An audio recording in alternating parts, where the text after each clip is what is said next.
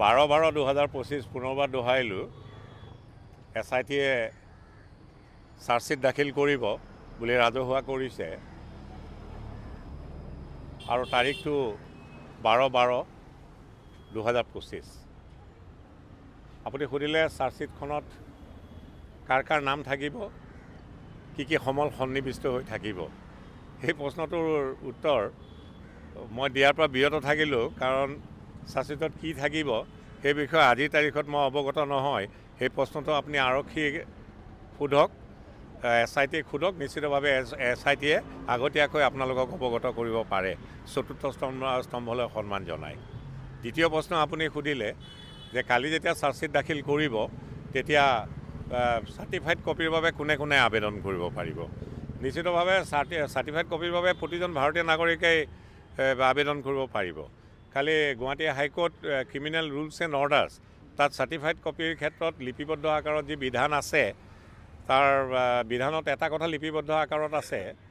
যে একদম ষ্ট্ৰেঞ্জাৰে অৰ্থাৎ একদম এটা ক্ৰিমিনেল প্ৰচিকিউশ্যনৰ লগত একেবাৰে সম্পৰ্ক নথকা এজন ব্যক্তিয়ে যদি চাৰ্টিফাইড কপি বিচাৰে তাক বাৰণ কৰাৰ বিষয়ে উল্লেখ আছে আৰু তেনে ব্যক্তিয়ে যদি চাৰ্টিফাইড কপিৰ বাবে আবেদন কৰে তেনেহ'লে সংশ্লিষ্ট জুডিচিয়েল অফিচাৰজনে তেওঁ জুডিচিয়েল ডিছক্ৰিপশ্যন ইউজ কৰিব আৰু যদিহে প্ৰপাৰ গুড কজ দিব নোৱাৰে শব্দ যিদৰে ব্যৱহাৰ কৰিছে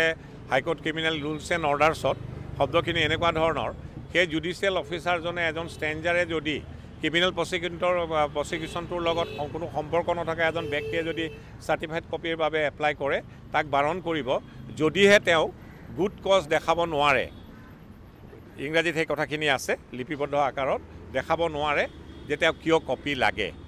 সেয়ে এপ্লাই সকলোৱে কৰিব পাৰিব কিন্তু কোনে কপি পাব নিশ্চিতভাৱে লিপিবদ্ধ আকাৰত বিস্তৃতভাৱে Guwahati high court criminal rules and অৰ্ডাৰ্ছত সেইখিনি লিপিবদ্ধ আকাৰত আছে ইমানেই ধন্যবাদ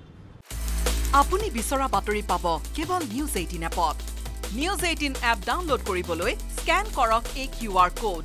গুগল প্লে ষ্টৰতো পাব এই নিউজ 18 এপ